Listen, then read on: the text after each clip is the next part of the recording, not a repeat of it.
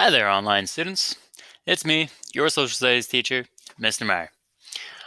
I hope your week is going very smoothly and that your classes are manageable and that you are learning things, challenging yourselves, but not overwhelmed.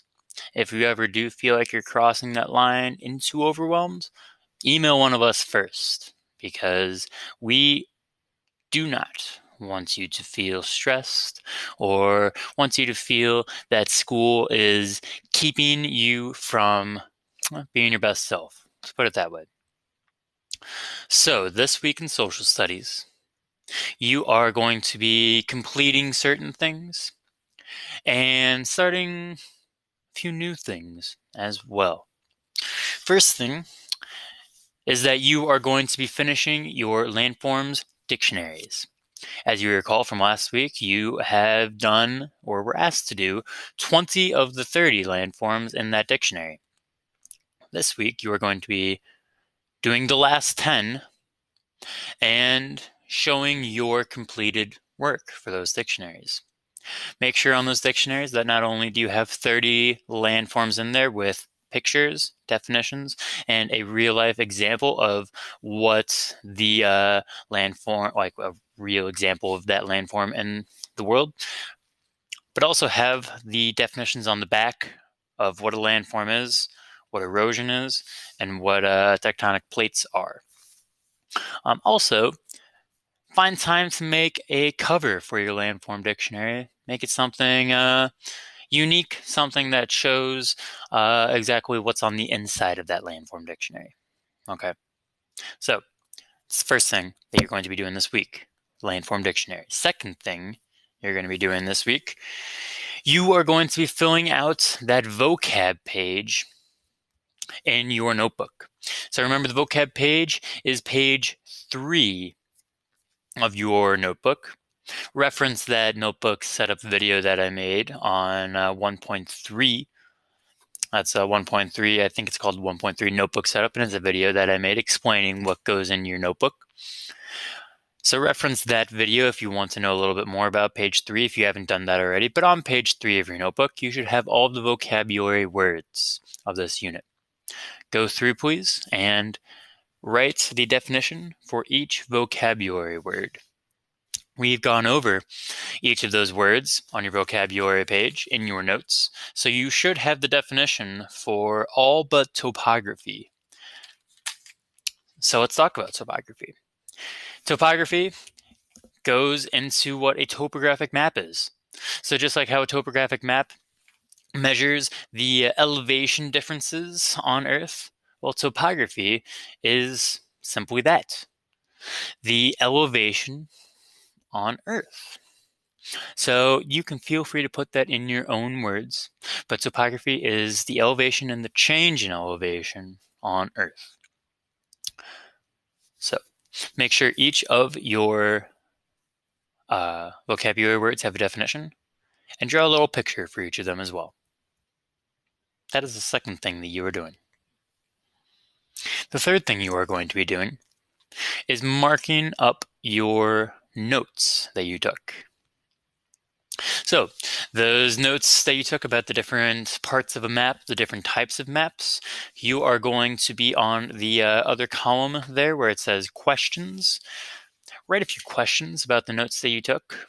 If you're taking notes about, let's say, political maps, maybe the question is, what type of map shows countries and states? If the note is on a map scale, the question could be, what feature on a map shows distance? See what you do there? Fill in questions for the main things that you've taken notes on. Highlight important details in those notes. So I would say anytime there's a definition, highlight that, underline it if that's what works for you, bold it, like make the letters bold. In other words, I'm going to be going through your notes and I want to see that you've looked over them again, that you have marked them up a little bit, that the important words are highlighted, that you have asked some questions at the very end.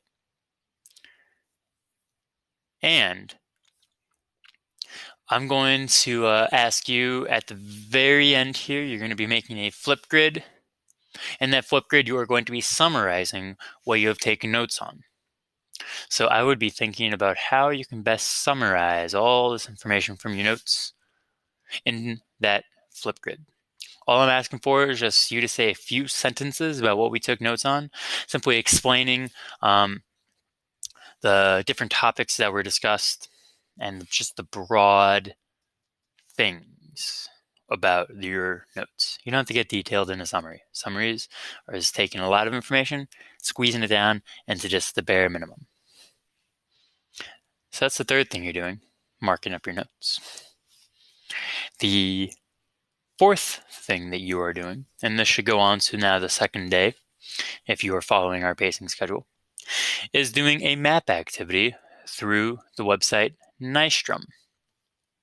I am going to include directions for how to get to Nystrom, but here's the thing. I have never used this technology with students before, so it might not go perfectly, and that's okay. If you run into any trouble while using this activity, email me, message me on Microsoft Teams, whatever you got to do, let me know if you have any troubles.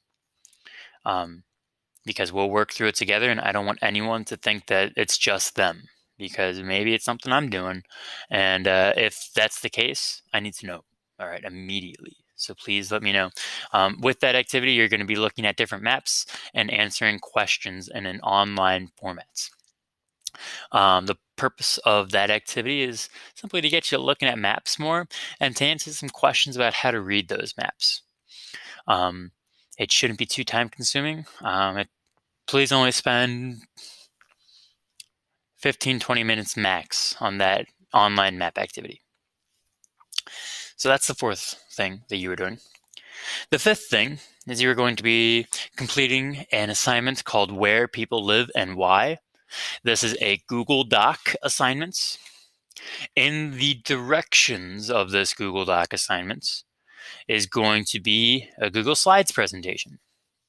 It's going to look like a link. It's going to be highlighted blue. You're going to click on that, and there are going to be different maps that you will look through.